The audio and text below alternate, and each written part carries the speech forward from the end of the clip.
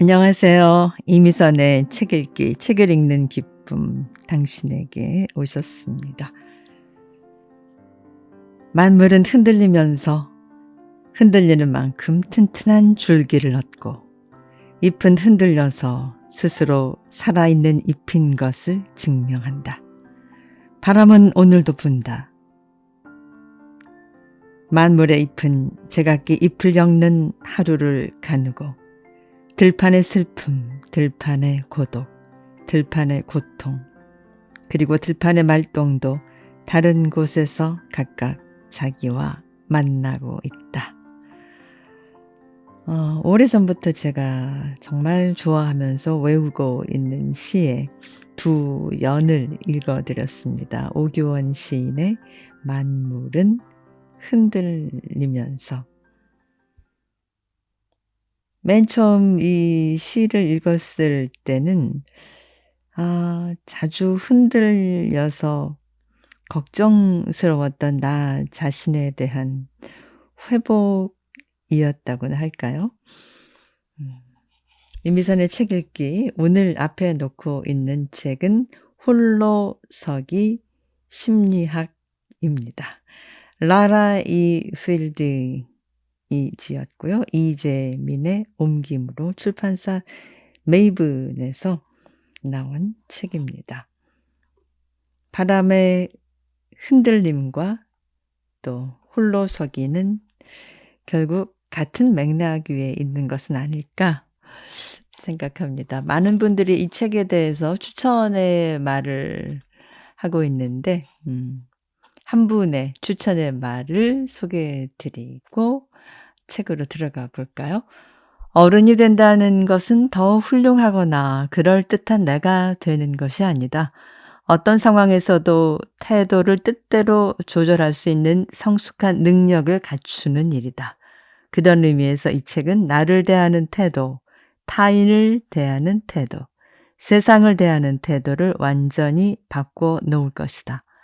그것은 아무것도 바꾸지 않은 채 모든 것이 바뀌는 삶의 대전환점이 될 것이라고 확신한다. 블레이즈 아기레 박사의 추천의 말입니다. 저자인 라라 이필딩은 임상 심리학자이면서 심리 상담가입니다. 대학에서 심리학과 교육학을 공부했고요. 현재는 로스앤젤레스 비버리 힐즈에서 개인 상담소를 운영하면서 기분 장애와 우울 장애 등을 효과적으로 치료하는 상담가로 정평이 나 있고요. 스트레스 상황을 관리하는 독자적인 방법을 개발해서 또 명성을 얻기도 하고 있습니다. 15년 동안 다양한 사람들의 각종 심리 문제를 상담해 오면서 그녀는 한 가지 공통점을 발견했는데요. 겉으로 드러난 양상은 달라도 마음속을 들여다보면 모두가 홀로서기의 문제와 연결된다는 점이었답니다. 홀로서지 못하는 사람들은 스스로를 부족하고 결핍된 존재로 인식하고 타인이나 세상이 그 결핍을 채워줄 수 있다고 믿습니다. 그래서 인정받으려고 지나치게 노력을 하거나 또 일에 매달려 자신을 혹사시킵니다. 그런 노력이 반복적으로 실패하면 반대로 마음의 빗장을 걸거나 극도의 무기력에 빠지기도 하죠. 그러나 여전히 행복의 주도권을 외부에 넘겨주고 있다는 점에서는 똑같습니다. 그런데 삶의 기준을 외부에 두는 한 계속 거기에 휘둘릴 수밖에 없겠죠. 예기치 않은 시련을 견디며 앞으로 나아가려면 삶의 중심을 단단히 잡아야 하는데 그 방법이 바로 홀로서기다. 저자가 말하는 홀로서기란 통제 가능한 일과 불가능한 일을 구분하고 나의 마음을 잘 관찰하고 다루는 능력을 길러서 삶의 주도권을 쥐는 것이죠. 본문 들어가기 전에 저자의 프롤로그를 읽겠습니다. 15년간 상담하며 발견한 삶의 중심이 단단한 사람들의 비밀. 처음으로 어른이란 저런 사람이구나를 느끼게 해준 이가 있습니다. 그녀는 어릴 때 이웃에 살던 아주머니였는데 남편과 사별 후 홀로 아들을 키웠고 그 아들이 독립한 이후로는 쭉 혼자 살고 있었지요. 저는 그 집을 제 집처럼 들락날락했습니다. 9살 여자아이의 맥락 없는 이야기에 귀 기울이는 어른은 없습니다만 그녀만은 예외였습니다. 그 집은 평화로웠고 그녀는 관대하고 침착했으며 무엇보다 유머가 넘쳤습니다. 지금 생각하면 참 놀랍습니다. 그녀는 중학교밖에 나오지 못했고 일찍이 남편을 잃어 경제적으로 궁핍했고 사는 내내 몸을 쓰는 노동으로 돈을 벌어야만 했으니까요. 그래도 그녀의 삶에 어두운 기색은 없었습니다. 웬만한 어려움도 강철과 같은 그녀를 뚫을 순 없을 것 같았지요. 저는 그녀의 강인함과 따뜻함이 좋았습니다. 어른이 되면 누구나 그렇게 된다고 믿었지요. 하지만 막상 나이가 들수록 그런 어른과는 점점 거리가 멀어지는 제 모습을 발견했습니다. 그녀보다 공부도 많이 하고 믿을 만한 부모도 있고 친구도 많고 경제적으로 넉넉했음에도 한결같이 저는 모든 게 못마땅했습니다. 외모도 그럭저럭 성격도 별로인데다가 능력은 더 별로인 내가 싫었고 제멋대로 구는 사람들이 미웠고 불공평한 세상이 불만스러웠습니다. 스스로를 믿지 못하고 싫어하니 다른 사람을 품어줄 여유가 있을리 만무합니다. 말과 행동은 늘 뾰족했고 마음은 강팍하기 그지없었습니다. 그렇다고 괜찮은 어른이 되기 위해 노력하지 않은 건 아닙니다. 더 나은 내가 되겠다고 스스로 다그치기 일쑤고 다른 사람의 말과 행동을 분석하면서 잘잘못을 가리고 세상은 이렇게 돼야 옳다며 목소리를 높이곤 했습니다. 하지만 이상하게도 애쓸수록 행복은 멀어지고 마음에 들지 않은 일들이 점점 더 늘어나는 느낌이었습니다. 도대체 뭐가 잘못된 걸까요? 어디서부터 꼬인 걸까요? 30살이 넘어 대학에 들어가 심리학 공부를 하면서 저와 그녀 사이의 차이점을 깨닫게 됐습니다. 저는 나와 타인과 세상을 내 뜻대로 움직일 수 있다는 오만한 생각으로 살았습니다.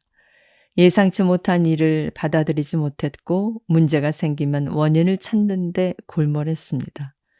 그 결과는 주로 내 탓이거나 남 탓이거나 세상 탓이었습니다.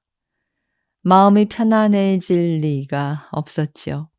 삶은 늘 전쟁터 같았고 나를 지키기 위해 창을 들고 선 보초병처럼 저는 항상 긴장돼 있었습니다. 반면 그녀는 세상이 내 뜻대로 돌아가지 않는다는 그 명백한 사실을 있는 그대로 받아들였습니다. 불운이 닥쳐도 오래 마음 쓰지 않았고 벌어진 일을 해결하는 데만 집중했으며 그 일이 지나가면 금방 잊었습니다. 그녀는 자력으로 해결할 수 있는 일과 해결할 수 없는 일을 구분하는데 뛰어난 능력을 보였습니다. 그것이 그녀가 이기치 않은 시련 앞에서도 크게 휘청이지 않고 늘 평정심을 유지할 수 있었던 비결이었습니다. 그런 모습이 어린 제 눈에는 어른스러움으로 비쳤던 것이겠지요. 15년 동안 심리상담을 해오면서 대학에서 학생들을 지도하면서 과거의 저처럼 마음대로 되지 않는 세상과 싸우느라 날이 선 사람들을 주로 만났습니다. 뜻대로 되지 않는 배우자와 자녀 혹은 애인 때문에 힘들어하는 사람들. 과거에 깊은 상처를 준 사건을 아직도 생생히 품고 사는 사람들. 외로움을 견디지 못해 아무에게나 기대려는 사람들.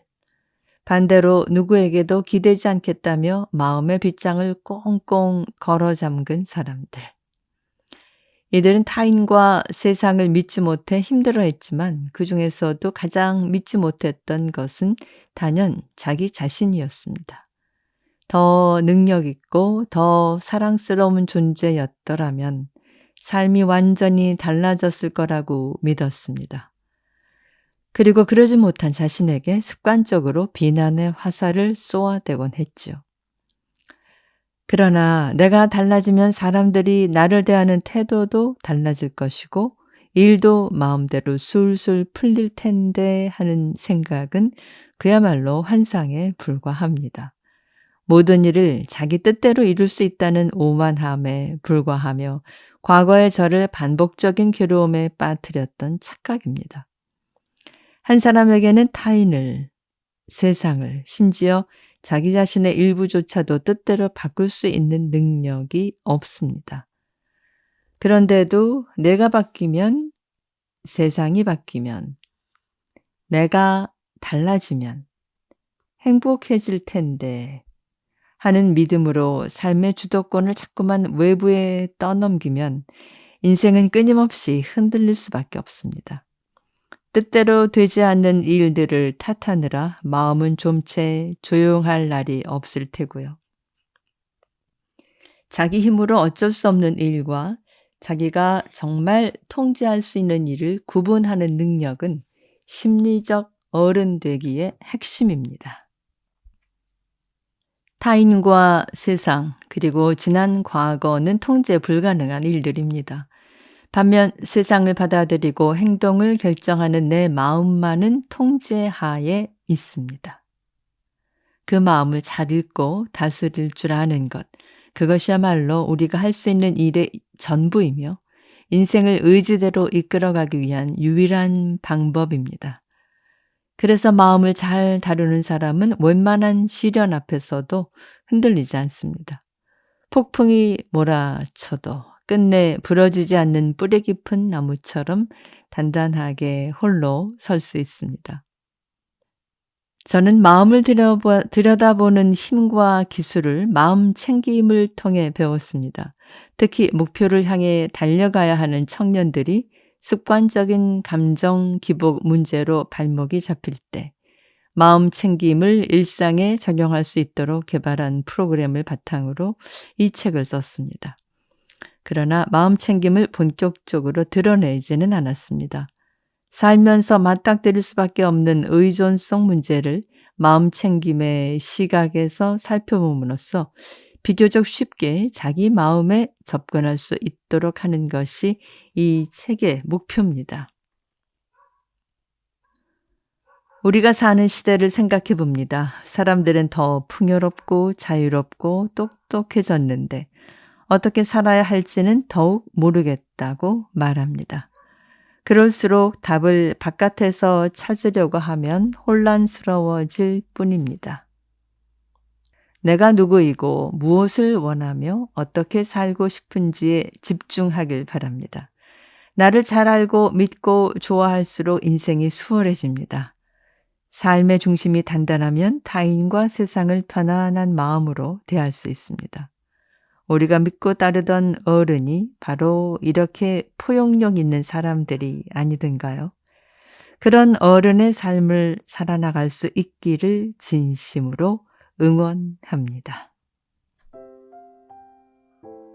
파트 1. 나는 왜 사소한 일에도 쉽게 흔들리는가? 자편. 내가 사람들에게 홀로 서기를 권하는 이유. 작년 가을 어느 날 친구와 저는 낙엽이 진 공원 벤치에 앉아 친구의 3살 난 아이가 뛰노는 모습을 지켜보고 있었습니다. 아이는 거칠 것 없이 자유로워 보였고 행복해 보였습니다. 한껏 세상을 탐험하는 아이의 모습을 지켜보던 저는 친구에게 물었습니다.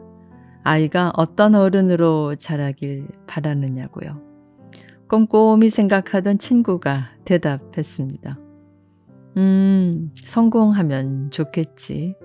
사랑받으면 좋겠고, 하지만 그것보다 쉽게 흔들리거나 무너지지 않는 사람이 되면 좋겠어. 독립적인 어른이 된다면 엄마로서 내 일은 끝이라고 생각해. 독립, 우리가 흔히 이야기하는 어른의 조건입니다. 경제적으로, 심리적으로 홀로 설 수 있을 때 우리는 그를 온전한 성인으로 인정합니다. 또 그런 사람으로 자라기 위해 노력하고요. 독립을 어른으로 성장하기 위해서 당연히 거쳐야 하는 필수 과제로 여기지요. 하지만 임상심리학자로서는 홀로서기가 말처럼 쉽지 않은 과제임을 자주 깨닫게 됩니다. 나이가 찼다고 해서 경제적으로 풍요롭다고 해서 심리적으로 독립적인 사람인 것은 아닙니다. 겉으로는 일도 잘하고 회사 생활도 원만하고 대인관계도 좋아 보이는 등 멀쩡해 보이는 사람도 그 속을 들여다보면 전부 힘들고 외롭다고 말합니다. 홀로 설 수 없어서 흔들리는 마음을 자꾸만 어딘가에 기대려고 합니다. 하지만 그런 의존성 때문에 일상은 더욱 괴로워지고 말지요. 당신을 힘들게 만드는 것은 무엇입니까?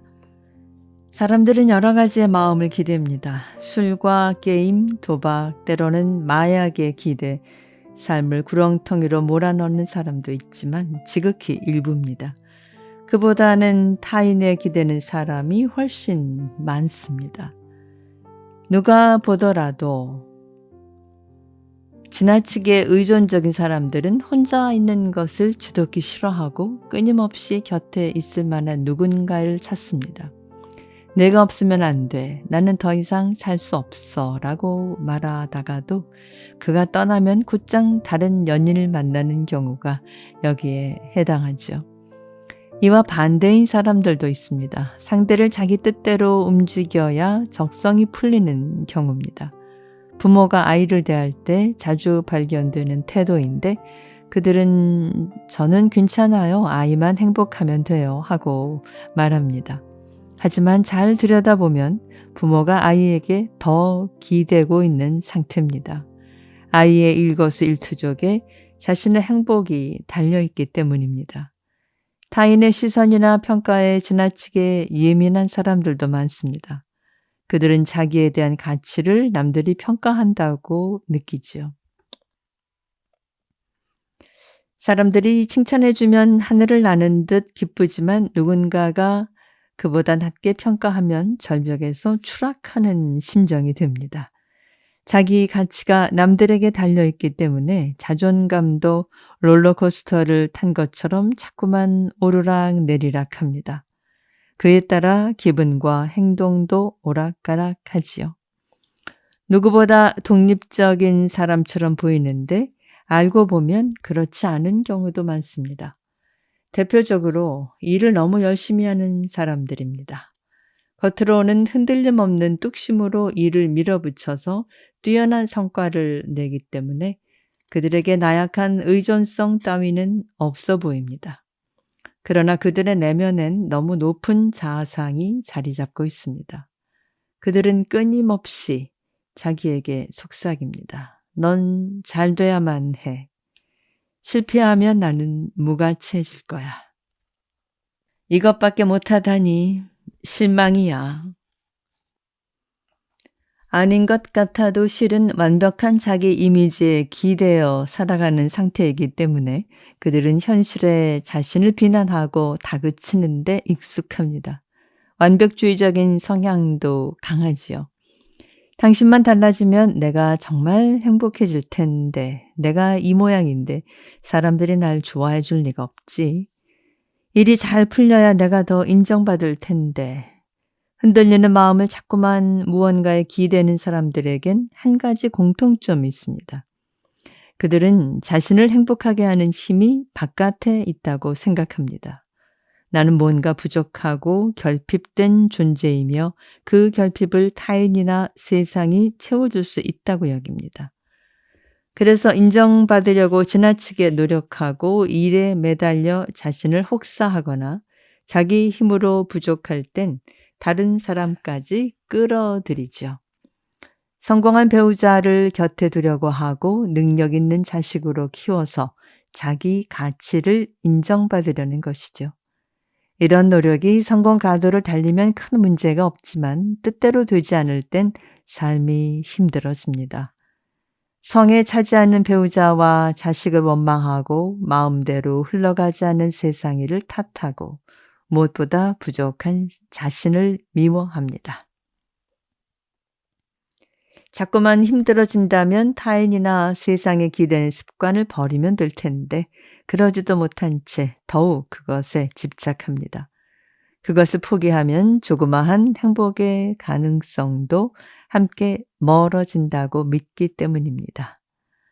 그러나 행복의 주도권이 외부에 있다고 믿으면 나는 계속 흔들릴 수밖에 없습니다.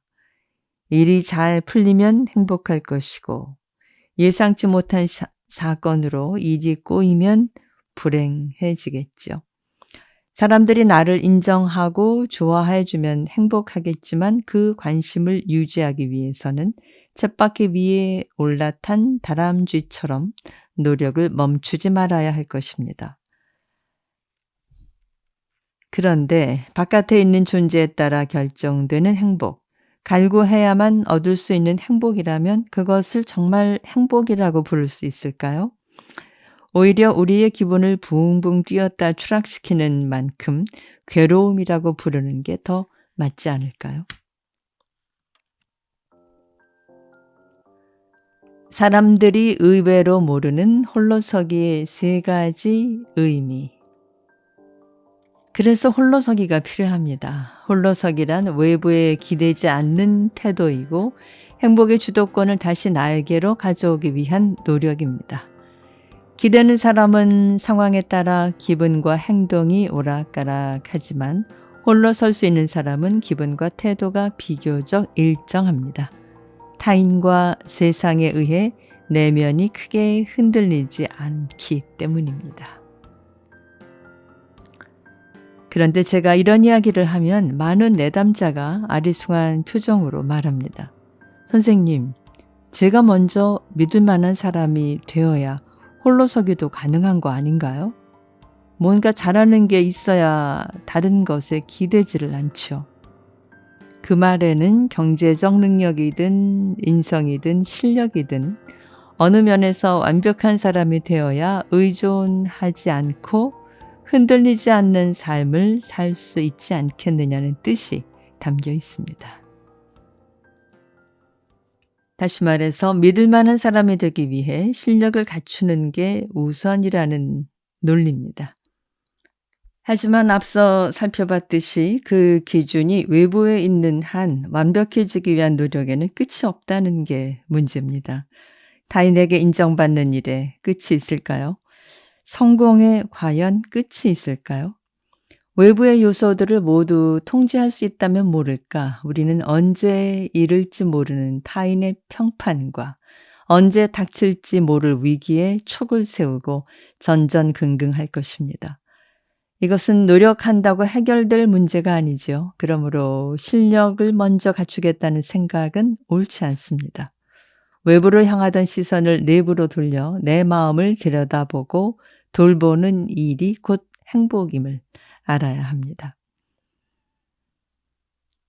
이 사람들이 자주 오해하는 홀로서기의 진짜 의미는 이렇습니다. 첫째, 통제 가능한 일과 통제 불가능한 일을 구분하는 능력입니다. 타인의 마음, 세상, 이미 지나간 과거 등은 내 힘으로 어쩔 수 없는 통제 불가능한 일입니다. 이에 대해서는 집착을 거두는 게 좋습니다. 반면에 내 마음은 통제가 가능합니다. 따라서 유한한 시간과 에너지를 통제 가능한 내 마음에 두는 것이 바로 홀로서기입니다. 둘째, 내 마음을 잘 알고 다루는 능력을 갖추는 것이 홀로서기입니다. 우리는 모두 저마다의 안경을 쓰고 세상을 바라봅니다. 인정받고 사랑받고 성공하면 행복해질 것이다 라는 신념도 내가 쓴 안경을 통해 바라본 세상에 관한 이야기일 뿐입니다. 그런데 자기가 안경을 쓴 줄 모른 채 그것을 진실이라고 착각하는 순간 온갖 괴로움에 휩싸이고 맙니다. 내 안경이 지금은 시야가 잘 안 맞는군.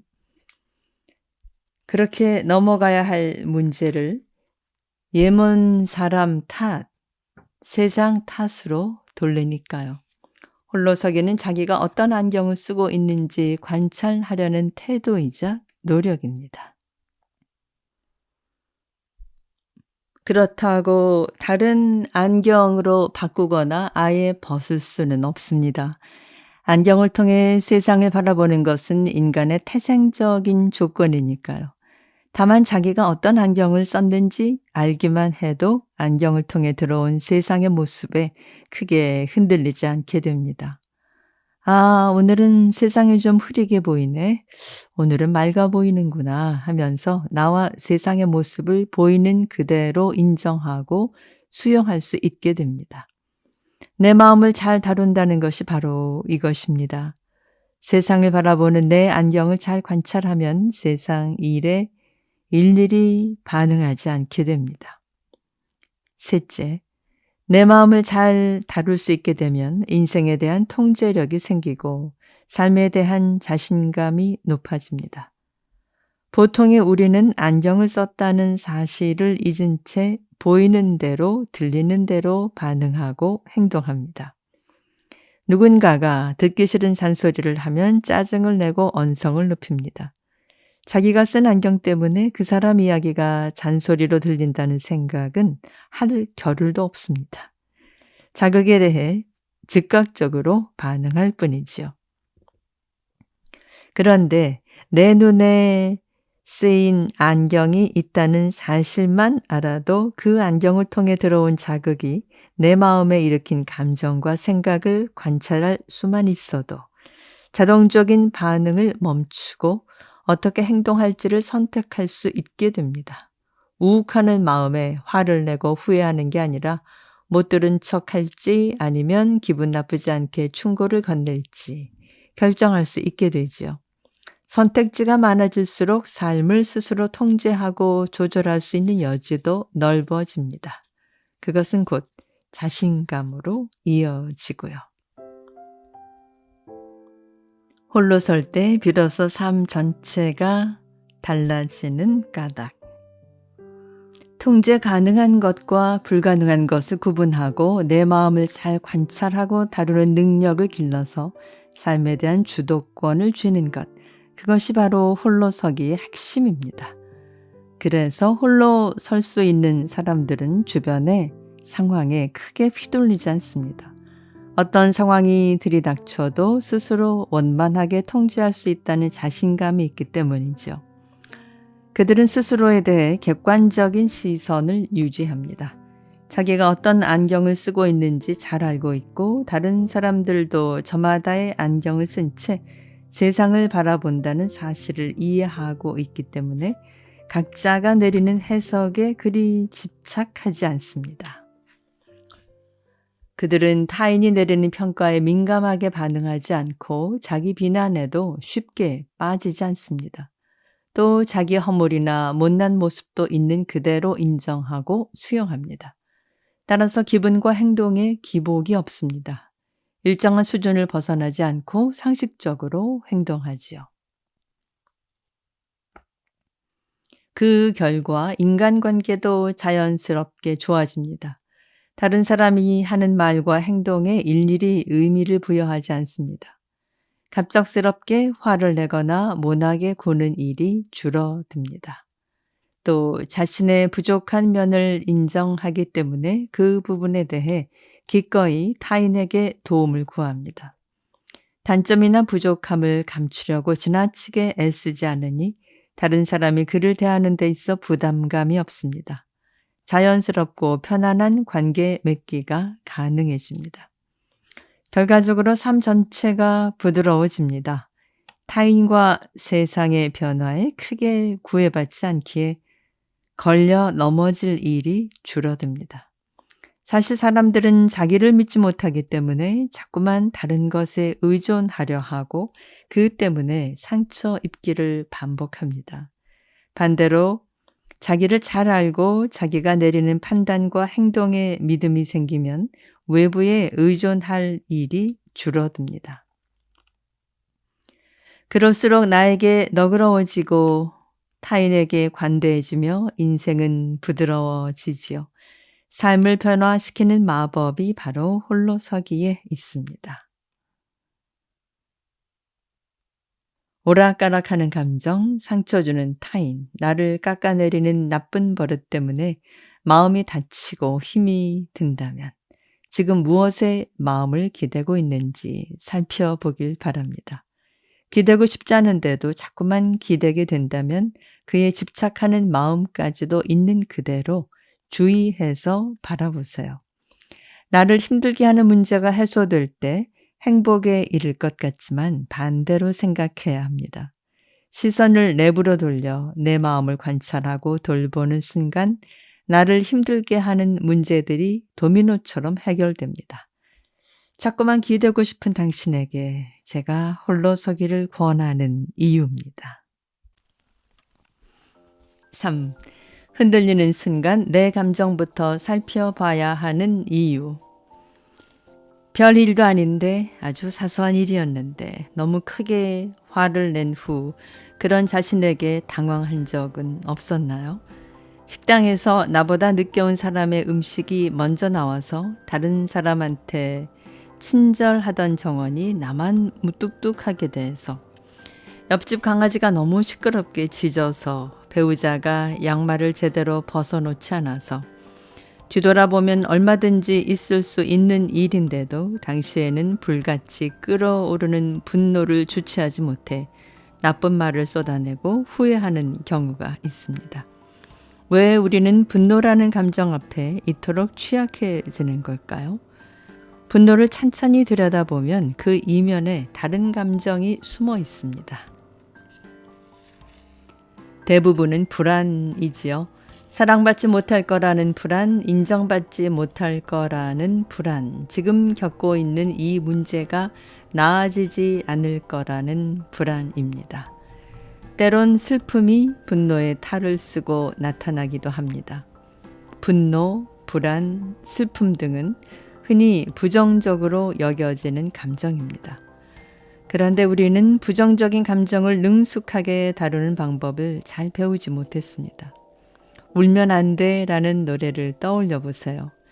아이의 울음이 얼마나 당황스럽고 다루기 힘들었기에 이런 가사가 나왔을까요? 우리는 자라면서 울지 마라, 화내지 마라, 웃음을 잃지 마라 같은 말을 수없이 들었습니다. 자연스럽게 부정적인 감정은 뭔가 문제가 있는 상태이고 긍정적인 감정은 정상적인 상태라는 사고방식을 키울 수밖에 없었죠. 그러다 보니 부정적인 감정은 최대한 억누르는 습관을 들이게 됩니다. 느껴도 안 느낀 척, 괜찮은 척 하는 것이지요. 그렇게 해서 감정이 사라진다면 문제가 없을 텐데 안타깝게도 억눌린 감정은 탈출구를 찾지 못한 채 증폭돼 버리다가 어느 순간 다이너마이트처럼 폭발하고 맙니다. 이것이 사소한 일에 욱하게 되는 이유입니다. 부정적인 감정은 피해야 하고 긍정적인 감정은 정상이라는 생각의 뿌리에는 삶이 뜻하는 대로 흘러가야 한다는 믿음이 자리 잡고 있습니다. 불편하고 불쾌한 감정을 피해가려면 그런 감정을 일으키는 상황 자체를 피해가야 합니다. 좀 과장하자면 내 주변에는 늘 나를 좋아하는 사람으로 가득해야 하고 노력한 만큼 일은 술술 풀려야 합니다. 머리로는 불가능하다는 걸 알면서도 속마음은 그렇게 되기를 바랍니다. 그리고 그것이 올바르고 정의롭다고 느끼지요. 하지만 인생이 정말로 그렇게 흘러갈까요?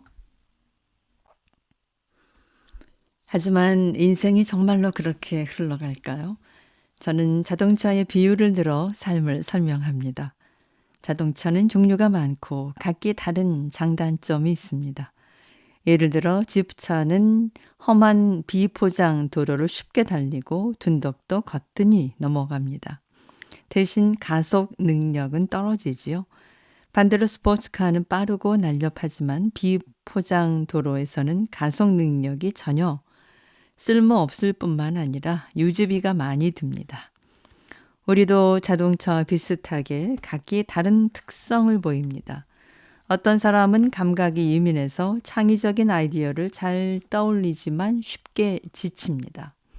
또 어떤 사람은 둔감해서 성장 속도가 느리지만 위기에 강해서 금방 포기하지 않습니다. 어떤 이는 목표 지향성이 강해 불도저처럼 앞을 향해 나아가지만 인간관계 측면에선 취약합니다. 반대로 타인의 마음을 잘 꿰뚫어 보고 헤아리는 사람은 다른 사람들을 너무 신경 쓰느라 크고 중요한 일을 성취해낼 기력이 부족하지요. 자기의 장점이 잘 발현될 수 있는 환경에 있다면 사람은 누구나 큰 어려움 없이 살아갈 수 있을 겁니다. 경주용 트랙 위에서 스포츠카가 쏜살같이 달리고 험한 사막에서 지프차가 끝까지 달려가듯 말입니다. 그러나 아쉽게도 인생을 살아가는 우리는 차종을 선택할 수 없습니다. 처음 주어진 차종으로 삶을 완주해야 합니다. 또 도로도 선택할 수 없습니다. 우리 앞에 어떤 도로가 펼쳐질지, 삶에서 어떤 일들이 벌어질지는 시간이 흐른 뒤에야 알 수 있을 것입니다. 나라는 차종과 도로가 궁합이 잘 맞는다면 운이 좋다고 할 수 있을 겁니다. 반대로 도로가 영 껄끄럽고 불편하다면 운이 별로 안 좋다고 할 수 있겠지요. 그리고 운은 우리가 노력해서 얻을 수 있는 것은 아닙니다. 다시 말해 우리가 살면서 겪게 되는 무수한 사건은 우리의 통제력 바깥에 있기 때문에 사는 동안 불편하고 억울한 일이 생기는 것은 당연하고 불쾌한 감정을 피해가기란 거의 불가능합니다. 우리가 부정적인 감정을 피해갈 수 없는 이유가 또 있습니다. 바로 우리의 마음이 긍정적인 감정보다 부정적인 감정에 더욱 민감하게 반응하도록 진화해 왔기 때문입니다. 원시시대의 인류를 생각해 보세요. 그들에게 분노, 두려움, 불안, 공포 같은 감정이 없었다면 과연 생존할 수 있었을까요? 사냥을 하려고 덤불을 헤치고 가는데 갑자기 뒤에서 나뭇가지가 툭 하고 꺾이는 소리가 들립니다. 그리고 목 뒤에서 뜨거운 입김이 느껴지고 으르렁거리는 소리가 들립니다. 이때 느낀 불안과 두려움은 당장 위험한 상황으로부터 불이 나게 도망가도록 만듭니다. 물론 즐거움, 기쁨, 유쾌함 같은 감정도 인간으로 하여금 관계를 맺고 무리를 형성하고 자손을 번창하게 합니다. 그러나 당장 호랑이에게 잡혀갈지도 모르는 위기 상황에 비하면 상당히 한가한 감정이기도 하지요. 생존의 측면에서 보자면 부정적인 감정에 민감해지는 편이 훨씬 효과적입니다. 물론 현대 인류가 목숨이 경각에 달릴 만큼 위기 상황에 취한 일은 별로 없습니다. 그런데도 과거의 생존 습관은 DNA에 남아서 여전히 불안과 두려움에 민감해지도록 만듭니다. 우리가 부정적인 감정에서 자유로울 수 없는 이유지요. 그런데도 부정적인 감정을 무시하고 억누르려 하면 예기치 않은 부작용이 나타납니다. 바로 감정을 느끼는 능력 자체가 퇴화해 삶을 향한 의욕도 함께 상실한다는 점입니다. 사실 나의 입장에서 불쾌와 유쾌를 기준으로 감정을 나눌 뿐 감정 자체는 부정적인 것과 긍정적인 것이 따로 없습니다. 감정은 에너지 같은 것입니다. 어떤 상황에 처해서 자연스럽게 나타나는 반응을 말합니다. 달콤한 아이스크림을 먹으면 기분이 좋고 종이 조각을 씹으면 불쾌해지는 것과 비슷합니다. 그리고 감정은 모든 같은 통로를 따라 흐릅니다. 그런데 부정적인 감정을 막아보겠다고 억누르면 감정이 흐르는 통로 자체를 막아서 긍정적인 감정을 느끼는 능력이 쇠퇴하고 종국엔 모든 감정이 폭발하고 맙니다. 감정은 생각보다 삶에서 아주 중요한 역할을 합니다. 감정은 생존을 위한 동물적인 욕구이기도 하지만 의식적인 존재로서 깊은 갈망을 보여주는 이정표이기도 합니다. 그래서 함부로 억누르거나 무시해서는 안 됩니다. 그렇다면 감정이 우리 삶에서 구체적으로 어떤 역할을 하는지 알아보도록 하지요. 감정은 우리를 행동하게 합니다. 앞서 인간과 삶을 자동차와 도로에 비유했습니다. 그 비유를 이어가자면 감정은 자동차의 엔진과 같은 역할을 합니다. 자동차를 움직이게 하는 동력이죠. 두려움은 위험한 상황에서 달아나게 합니다. 분노는 정의를 위해 목소리를 높이고 싸우게 하지요. 죄책감은 속죄하게 하고 슬픔은 한 발 뒤로 물러서서 우리를 치유하게 합니다. 사랑이라는 감정 또한 마찬가지지요. 만약 울고 소리 지르고 똥을 싸대는 아이에게 사랑을 느끼지 않는다면 무슨 일이 발생할까요?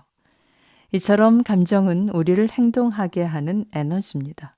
감정을 차단하면 우리는 당장에 필요한 조치를 취하거나 무언가를 간절히 원하지도 않게 될 것이고 아예 행동하려는 동기도 사라질 것입니다. 의욕 없는 무기력한 삶이지요. 감정은 타인과 소통하게 합니다. 친구가 중요한 문제를 논의하기 위해 당신을 찾아왔다고 상상해 보세요. 친구는 눈물이 고인 촉촉한 눈으로 얼굴을 일그러뜨린 채 고개를 숙이고 앉아 있습니다. 목소리 톤과 말하는 속도 역시 평소와 다릅니다. 이런 단서들은 친구에게 심각한 문제가 생겼음을 알려줍니다. 심지어 말보다 더욱 강력한 효과를 발휘합니다. 당신은 평소보다 더 친구의 말에 진지하게 귀를 기울이게 되지요. 반대로 당신이 친구로부터 위안을 바라는데 친구가 아무런 감정을 표현하지 않는다면 어떨까요? 아무리 좋은 말로 대꾸해도 당신은 별로 이해받는다고 느끼지 못할 것입니다. 왜냐하면 의사소통의 상당 부분은 감정을 공유함으로써 이루어지기 때문이지요. 감정을 표현하는 행위는 언어 능력을 습득하기 전부터 모든 문화에서 보편적으로 나타납니다. 미소는 행복을, 눈물은 불행을 의미한다는 것을 일일이 가르칠 필요가 없지요. 감정 표현은 언어라는 장벽 너머로 우리를 하나로 묶어줍니다. 그러므로 감정을 차단할 경우 우리는 의사소통과 연결이라는 핵심 퍼즐 조각을 잃게 됩니다. 감정은 깊은 욕구를 반영합니다. 감정은 우리가 정말로 아끼고 소중하게 생각하는 것이 무엇인지를 말해줍니다. 살다 보면 몇 차례 중요한 선택의 순간이 찾아옵니다. 타인의 시선이나 세상의 가치가 아닌 자기가 진심으로 원하는 바를 따라가야 하는 순간입니다. 그리고 오직 우리 자신만이 그것을 짐작할 수 있습니다. 아무리 가까운 친구나 가족이라도 그 판단을 대신해 주지는 못합니다. 만약 감정을 차단하면 우리 마음속에 존재하는 깊은 욕구를 파악하지 못하게 됩니다. 그래서 감정에 귀 기울이는 법을 배워야 합니다. 자신의 진짜 소명, 목적, 추구하는 삶의 방향을 보여주는 단서를 찾을 수 있도록 말입니다. 나쁜 감정이 든다고 곧 나쁜 사람이 되는 것은 아니다. 지금까지 감정의 역할과 부정적인 감정도 함부로 억눌러서는 안 되는 이유를 살펴봤습니다. 이쯤 되면 이렇게 말하는 독자들도 있을 수 있겠지요. 나와는 상관없는 문제야. 나는 내가 느끼는 감정을 확실히 안다고. 그런데 자기 감정을 있는 그대로 느끼는 일이 생각보다 간단치 않습니다. 불편한 감정을 처리하기 위해 그 위에 다른 감정을 더 씌우는 경우가 많기 때문이죠. 그리고 사람들은 더 씌워진 감정을 자신의 진짜 감정으로 착각합니다. 그 결과 풀지 못한 마음의 문제는 더욱 꼬이고 진정으로 원하는 목표를 세우기가 어려워집니다. 개비는 어린 시절부터 겪고 있는 우울증 때문에 저를 찾아왔습니다. 그는 의욕이 전혀 없었고 매사 무기력했습니다. 가끔은 죽고 싶다는 충동 때문에 괴로워했습니다. 개비는 알코올 중독자 부모로부터 오랫동안 정서적으로 학대당했습니다. 방치는 물론 개빈이 자신의 욕구를 주장하면 부모는 그를 조롱하거나 어떤 식으로든 처벌을 가했죠. 이렇게 험한 환경에서 자라온 개빈은 자신을 사랑받거나 행복할 만한 가치가 없는 사람으로 인식하게 됐습니다. 그런데 상담을 하면서 개빈의 무기력을 자세히 들여다보니 그 안에 감추어져 있던 진짜 감정들이 발견됐습니다. 언제나 냉소적이고 회피하는 태도를 보이던 그의 가슴속에는 실은 뜨거운 분노가 자리 잡고 있었습니다. 자신을 사랑해 주기는커녕 학대로 일관한 부모에 대한 원망의 감정이 활화산처럼 들끓고 있었지요. 그러나 분노를 표현했다간 부모에게 정말로 버림받을지도 모른다는 불안과 두려움 때문에 이를 억압하는 버릇을 들이게 됐습니다. 즉 개빈의 감정 습관은 분노, 슬픔, 좌절, 무기력으로 포장하는 것이었습니다. 그러는 것이 더 안전하다고 느꼈으니까요. 치료가 거듭될수록 다행히도 개비는 분노라는 진짜 감정을 정당하다고 생각하게 됐고 이를 건강하고 효과적으로 주장하는 법을 배우기 시작했습니다. 만약 무기력을 진짜 감정으로 착각했다면 일어날 수 없는 진보였죠. 슬픔이라는 감정에 분노를 더 씌우는 경우도 흔합니다. 어느 날 한 부인이 저를 찾아왔습니다. 교양 있는 그 부인은 강아지를 산책시키던 도중에 강아지 목줄이 잘못 채워졌다고 지적하는 행인에게 심한 욕설을 내뱉었다고 합니다. 그뿐만이 아닙니다. 아주 사소한 일로 남편과 친구들에게 지나치게 화를 내는 경우가 늘었습니다. 원래 감정을 잘 절제하던 사람이었기에 자신의 과격한 모습에 놀라 어떤 문제가 생긴 건 아닌지 알아보기 위해 상담을 요청했지요. 알고 보니 그 부인은 3년 전 소중한 딸을 오래 편집입니다. 알고 보니 그 부인은 3년 전 소중한 딸을 오랜 병치레 끝에 먼저 하늘로 떠나보냈습니다. 딸의 죽음이 어느 정도 예견되어 있던 터라 부인은 장례식을 치르고 머지않아 일상에 복귀할 수 있었습니다. 하지만 담담해 보이던 그녀의 가슴 속에는 슬픔이 가득했습니다. 딸의 죽음을 인정할 수 없었고 자기에게만 찾아온 비극이 불공평하다고 느꼈지요.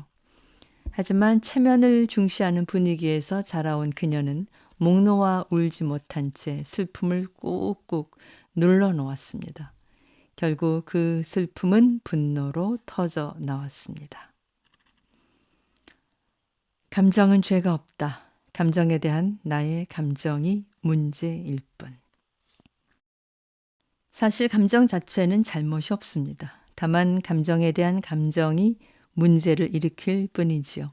부모에 대해 분노를 느끼면 못돼 먹은 자식이라고 생각하기 때문에 분노를 감춥니다.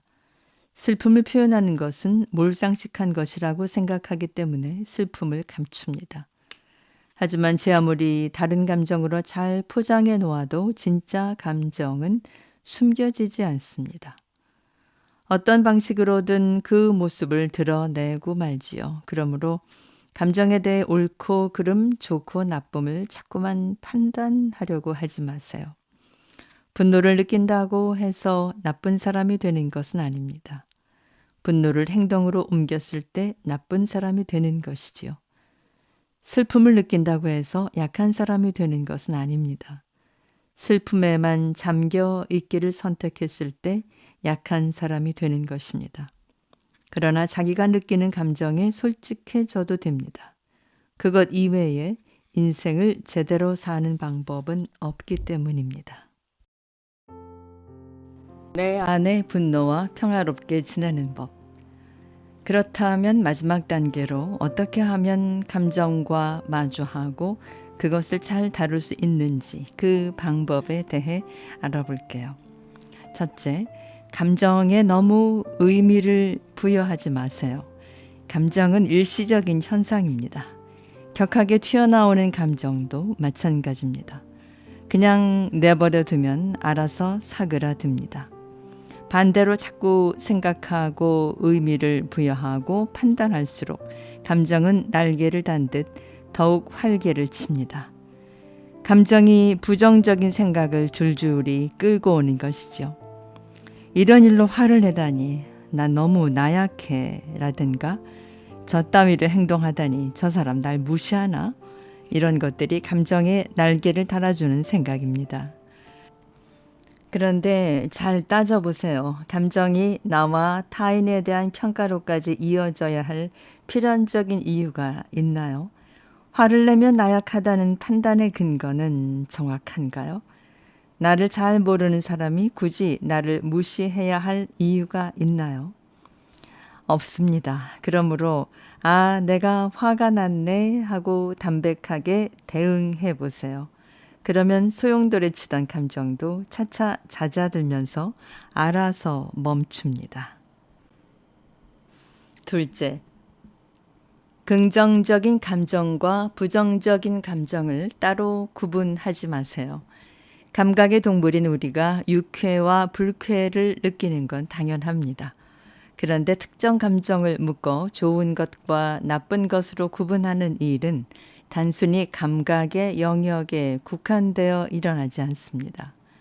거기에는 판단이 개입하지요. 그리고 판단은 대체로 편견에 의해 좌우됩니다. 불교에서 예로부터 전해오는 우화가 있습니다. 시각 장애를 가진 6사람이 모여 코끼리를 가운데 두고 설전을 벌입니다. 코끼리의 정체에 대해서 말입니다. 첫 번째 사람이 몸통을 만지며 말합니다. 이건 거칠고 거대한 벽 같은 짐승이라네.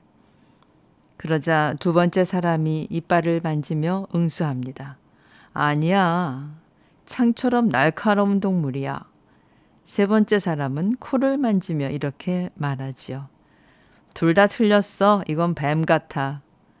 네 번째 사람은 코끼리 다리를 만지며 나무같이 둥글고 높은데 하고 말하고, 다섯 번째 사람은 귀를 만지며 아니야, 꼭 부채 같아 하고 말합니다. 마지막으로 여섯 번째 사람은 꼬리를 붙들고는 다 틀렸어. 이건 밧줄 같은 동물이야 하고 소리칩니다. 그러고는 하루 종일 자기가 옳고 나머지는 모두 틀렸다며 말싸움을 합니다. 이 우화는 시야가 한정적이지만 자기 생각에 무조건 옳다고 믿는 인간의 어리석음을 보여줍니다.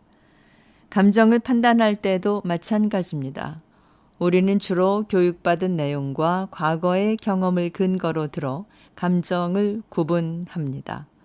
그 근거가 자기 경험에 한정되어 있음에도 한번 편견이 자리 잡히면 사람은 그에 부합하는 증거만 모으게 됩니다. 결과적으로 편견에 근거해서 감정을 판단하게 되지요.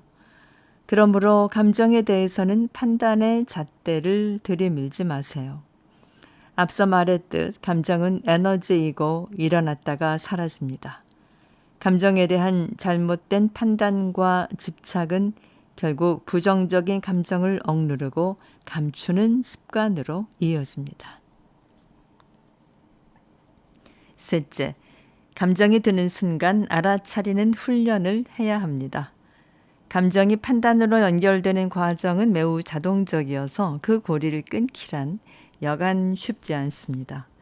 끊기는커녕 약화시키는 것조차 힘이 들지요. 그래서 지속적인 훈련이 필요합니다. 먼저 감정이 드는 순간 알아채야 합니다.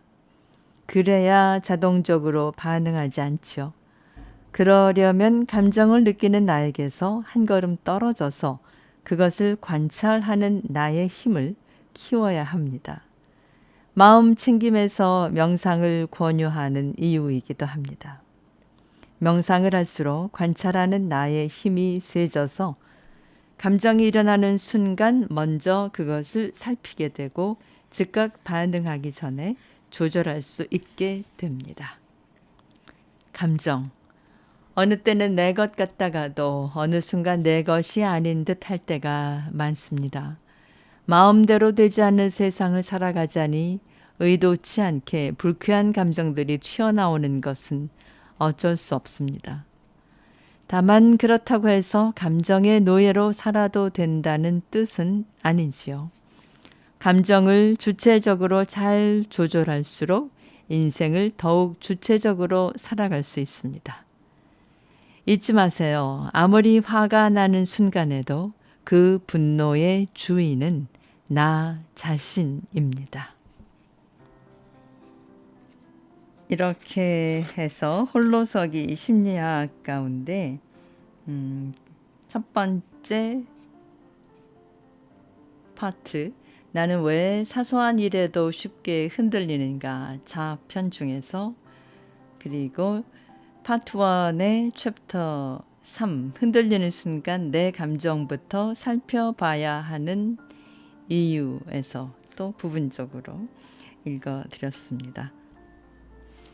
그 외에도 파트 2, 하루에도 몇 번씩 바뀌는 기분에 휘둘리지 않으려면, 홀로 설 수 있을 때 우리는 비로소 괜찮은 어른이 된다. 이렇게 감정편에 이어서 또 관계편, 그리고 파트 4, 나에게 너그러워지고 타인에게 부드러워지며 삶은 편안해지는 홀로서기 심리학 세상편이 있습니다. 꼭 시간을 내셔서 오늘 들으시지 못하는 부분을 정독하셨으면 좋겠습니다. 나를 들여다보는 일, 또 타인을 들여다보고 세상을 이해하는 일에 많은 도움을 주리라 생각합니다. 함께 해주셔서 감사드리고요. 좋아요, 구독 누르는 거 잊지 마시고요. 댓글이 있습니다. 여러분의 생각과 느낌, 이야기를 기다리고 있습니다. 많이 많이 참여해 주세요. 임미선의 책 읽기, 책을 읽는 기쁨 당신에게, 오늘 여기까지 함께 해주신 분들 모두 감사드리고요. 다음 주 또 다음 책에서 만나 뵙겠습니다.